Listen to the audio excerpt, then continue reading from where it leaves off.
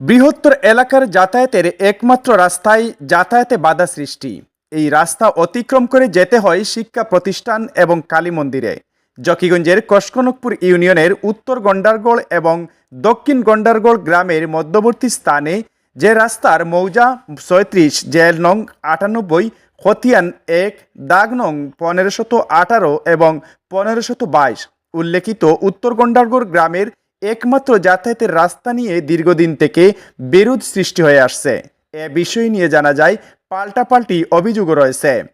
বারবার এ নিয়ে সালিশ বৈঠক বসলেও ইহার কোনো সুরাহা হয়নি। এমনকি যে কোনো সময় গড়তে পারে সংঘাত। এ বিষয়টি নিয়ে উপজেলা নির্বাহী অফিসার বেশ কিছুদিন থেকে অবগত হলে অবশেষে তিনির মাধ্যমে আজ ২৯ জুন রবিবার সরকারি সার্ভেয়ার নিয়োগ করা হয়। এ সময় উপস্থিত ছিলেন কসকনকপুর ইউনিয়নের চেয়ারম্যান আব্দুস সাত্তার মঈন, সংশ্লিষ্ট ইউপি সদস্য এবং অন্যান্য সদস্যবৃন্দ, অত্র ইউনিয়নের বিশিষ্ট ব্যক্তিবর্গ, সালিশ ব্যক্তিদ্বয় এবং আনসার বিটিপির সদস্যবৃন্দ। সকলের উপস্থিতিতে নিয়োগপ্রাপ্ত সরকারি সার্ভেয়ার দীর্ঘ সময় ব্যয় করে সকল কাগজপত্র যাচাই বাছাই পূর্বক নকশা ম্যাপ অনুযায়ী সরেজমিন পরিমাপ করে সকলের উদ্দেশ্যে যা বললেন। যেভাবে এটা ফয়সালা হয় এইভাবে ফয়সালা হবে মালিকানার বিষয়টা। বিএস মৌজা নকশা অনুযায়ী কিন্তু সরজমিনে আমি যেটা দেখছি আমার রাস্তার অবস্থান কিন্তু আছে, এদিকে আছে, এখানেও আছে এবং এই জায়গাটা দেখছি এখানে বাড়িঘর আছে, এরকম রাস্তার মতো কিছু নেই, মানে বাড়িঘর হিসাবেই আছে, কিন্তু ম্যাপে আমার যেভাবে আছে ওই অবস্থানটা কিন্তু এখানে আছে।